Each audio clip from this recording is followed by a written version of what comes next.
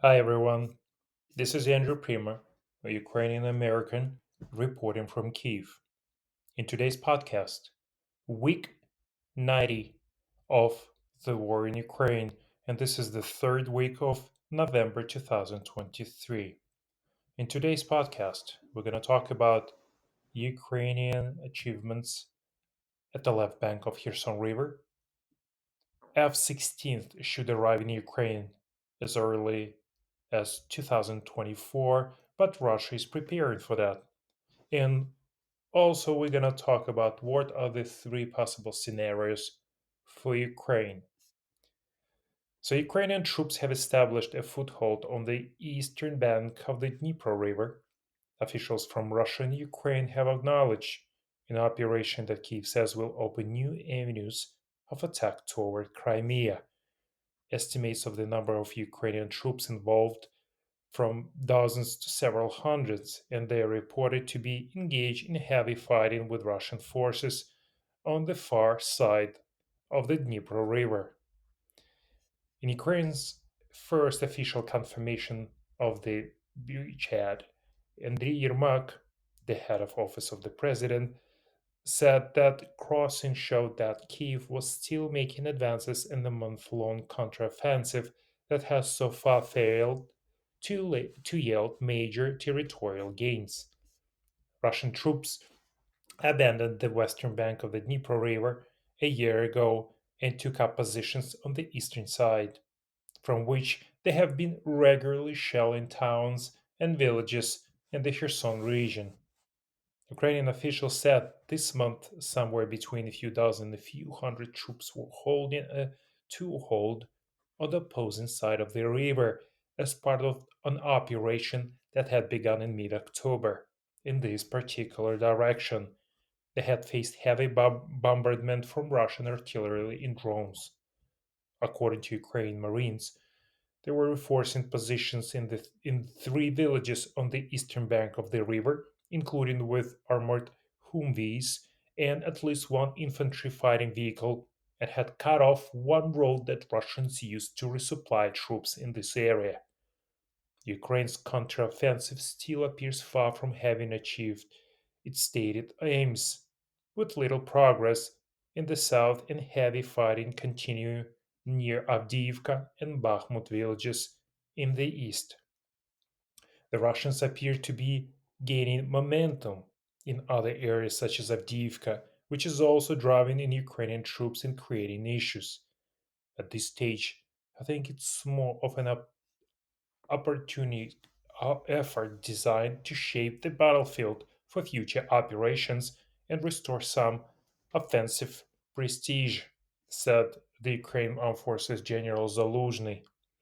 So, to convert it into a war changing success, they will need to find a way to get a lot more equipment and personnel across the river.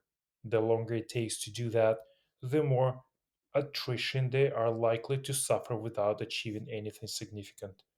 As this counteroffensive stalls, Ukraine signals readiness for a long war. On Wednesday, a Russian backed regional official confirmed that Ukrainian troops had crossed the river, urging calm and claiming that additional Russian forces were being deployed to repel that attack. On Monday, Russian state news agencies published a report that Moscow was moving its troops east of the Dnieper River to more favorable positions, using language that it has employed in the past to describe major retreats in Kherson and the Kharkiv region in northern Ukraine. Moments later, the report were totally deleted from the Russian media. The enemy has concentrated about 65,000 personnel in the south of Kherson region, namely units of the newly created 18th Army, which was built from elements of the 22nd Army Corps, which is stationed in occupied Crimea. Therefore, I think that this statement was most likely a component of information and psychological operation, who is behind the scenes of the psychological pressure is most likely the Russian government. But the successful advances of armed forces of Ukraine on the left bank of the Dnieper in terms of increasing our breach has directly depend on resources capabilities. So firstly, an increase not only in the number of personnel, but also an increase in armaments, in particular artillery and ammunition for those armaments is the key. Armored vehicles are also needed there. How can all these be moved across the river? And it's a clear understanding that we need a pontoon bridge crossing. But how can this pontoon bridge crossing be built given that the distance between the shores there is about 1 kilometer or a little bit over half of a mile? Moreover, this crossing will be in the range of enemy aviation and artillery. The enemy will hunt it. Therefore, this is a question that our commanders in charge of this front need to solve immediately. We know that Marine Corps under Lieutenant General Yuri Sodol is fighting there. These tasks are extremely difficult, but very important. In order to continue to develop the success of the Ukrainian counteroffensive in southern Kherson region, constant and uninterrupted connection between the two banks of the Dnieper River needs to be established. So, so what's happening with the number of troops, Ukrainian troops on the left bank of the river? So, Ukrainian troops have pushed Russian soldiers out of the positions on the eastern bank in the occupied Kherson region and established several bridgeheads.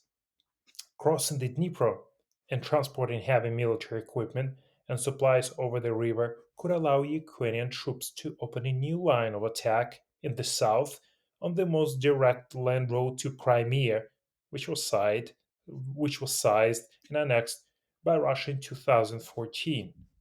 The Ukrainian Marines said on the Facebook page that they had a series of successes establishing several bridgeheads and conducted other operations on the other side of the river. Russia conceded for the first time this week that Kiev's troops had crossed the Dnieper. So units of the Ukrainian armed forces managed to knock out the Russians from their positions on the left bank and consolidated there. General Staff spokesperson Andriy Kovalyov said on military channel on YouTube and revealed this information. One of the main goals of this combat work is to push the enemy as far as possible from the right bank to protect the Ukrainian civilian population, in particular Kherson, from constant Russian bombings, he added. Russia made no immediate statements in reaction to the Ukrainian reports. Both Russia and Ukraine say they have inflicted heavy losses on the other side during operations in the area. So, let's talk about F-16s. So Ukraine has been waiting for the Western fighter jets for a very long time, and currently Ukrainian pilots being trained on such jets. So Western F-16 fighter jets can change the course of the events at the contact line because air cover is the key to the success of the ground operations, as the air forces of the armed forces of Ukraine are convinced. In August, after a month of lobbying by Kiev, the US committed to approving the transfer of fourth generation fighter jets to Ukraine, but Kiev doesn't expect to receive the planes until early next year, and pilots and ground crews need to complete formal training to operate the jets. More than 20 months after the full scale invasion, Russia maintains air superiority over Ukraine, and Ukrainian troops have been fighting and dying in a grinding counteroffensive without this kind of air support, the leader said. Spokesperson for Ukraine Air Force Command Yuri Ignat said that 6 months is enough to train pilots to support troops on the ground and help gain air superiority against Russia. Ukraine also needs the new fighters to help tackle another set of threats. Russian missiles and drones are the ones. So, last winter, Moscow waged an extensive campaign to cripple Ukraine's energy infrastructure targeting generating facilities and forcing electricity shutdowns. As winter crossed in, concerns remain high that Russian missiles and drones will wreak havoc again. Troops on the ground are also waiting for F 16th. The deputy commander of the 3rd Separate Assault Brigade said. So he said that having F 16th in the air would make it much easier for the infantry to carry out the missions with better cover. For the infantry, these aircraft are extremely important, first and foremost in offensive operations and advances, he said. The jets will allow us to gain dominance in the air and support the infantry that move forward. An F 16 can hit enemy ground targets and destroy or disrupt enemy logistics. But let's not forget, Russians are not just sitting and waiting for F 16s to arrive in Ukraine. So, according to the British intelligence, Russia is currently working on accelerating the integration of the A 15 Flying Raider and S 400 anti aircraft missile systems. The Russians are concerned that Ukraine will receive F 16s and are preparing to fight them. Such a method of possible strike on the F 16 was announced by the Deputy General of Rest, Russian Armed Forces, Reskhologia. This is a concern that unites many enterprises of the military industry. That is, a person is not the last. He said that S 400 complex can retrieve an aircraft from the ground at a range of 100 to 120 kilometers, or approximately 75-80 miles. And if, after launch, at the initial stage, the missile is actually controlled by the anti aircraft missile complex, and then transfer control to the A 50 aircraft. And the A 50 aircraft already brings this missile to the zone where the missile's own radar is turned on because the semi active radar guidance did not go anywhere. What with the radar of the aircraft complex, what with the A 50. It guides it when the missile on radar is turned on, and it's already guided independently to the target. That the plane is somewhere just 20-30 kilometers away from it. This is what it makes really difficult for Ukrainians to destroy those missiles and to destroy Russian jets as well. We all need to understand that there is going to be three possible scenarios in this war. At least this is what businesses need to plan their activities. So the scenarios of development of events now. We take time. Well, let's take a time frame of at least 2 years here to consider the consequences of elections in key countries. You won't like it at all, but someone has to tell you that. If you prefer not knowing, stop here and actually don't even listen. But this is important because the Russian elections are coming up, and the U.S. elections coming up, and Ukrainian the elections in Ukraine are coming up as well. But most likely they won't happen. So, what do we know so far? First, a positional war doesn't lead to a significant change in the line of contact. According to military analysts, the defensive capability of each side exceeds the offensive capability of the other side. Also, at the moment, the West doesn't consider the scenario of a Russian defeat as acceptable for itself, with all the consequences regarding the quantity and quality of arms supplies.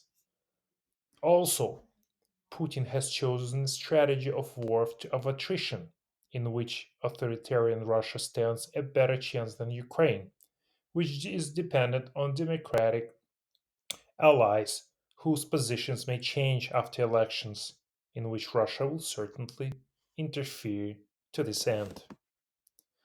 So the three main scenarios for Ukraine would look like this.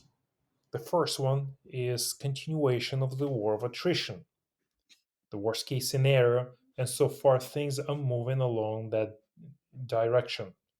A change of power in the West will lead to a decrease in support to the point where Ukraine will not be able to continue the war and will be forced to negotiate peace with Russia.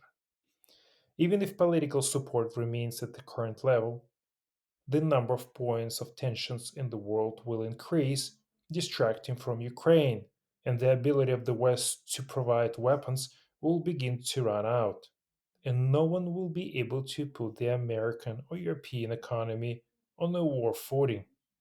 Ukraine is not capable to provide itself with modern weapons, although it must it will take all the possible steps in this direction. In fact, this scenario means the defeat of Ukraine, which leaves no chance for the recovery of the economy. At the same time, it's also a defeat for Russia.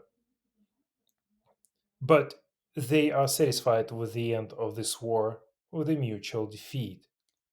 In domestic politics, Ukraine also has problems because it's impossible to hold elections during the endless martial law, and if they are held, they are preserved the current government in the worst way, which give the West reason to finally abandon Ukraine as an undemocratic country, only to mass protests, which will have extremely negative consequences during the war. So the second scenario, freezing the war. This scenario gives the West a way out of the current trap of defeat.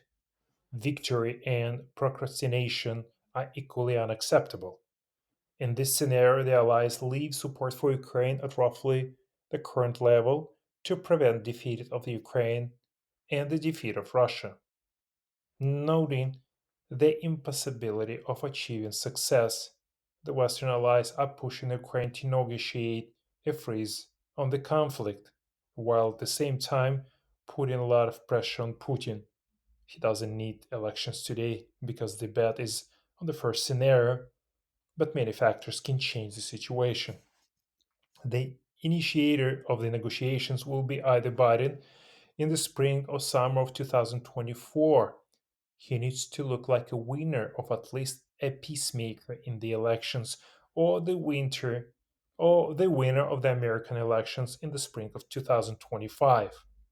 After the signing of the peace agreement, both sides, Ukraine with the help of the West, Russia with the help of China, begin to intensively prepare for the next war, which will take place in 5 years.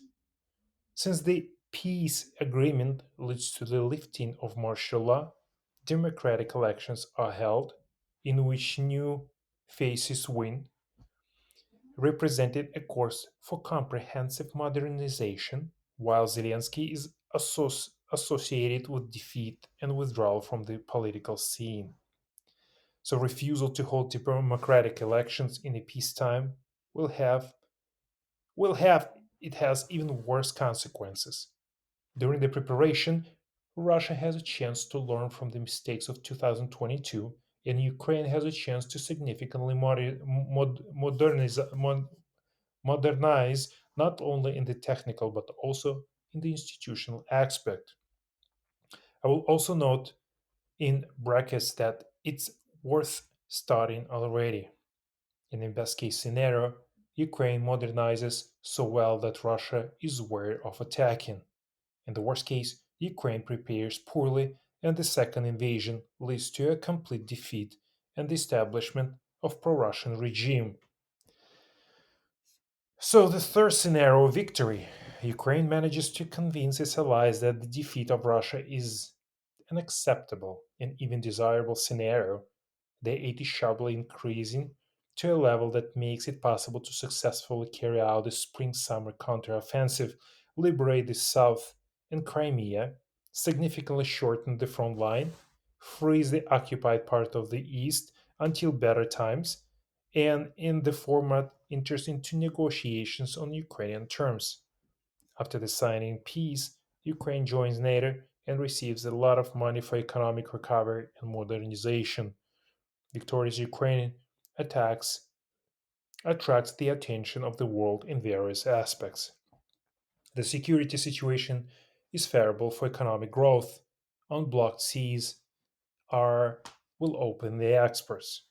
Zelensky can easily win the democratic elections as the winner of the war. Meanwhile, Russia's defeat leads to the accumulation of factors that led to a political change, as has always happened in the history of the military defeat. So we all hope we will see the victory soon and will build a new independent and democratic Ukraine with a bright future for for generations to come. Thank you for listening. If you like my podcast, please share with your friends.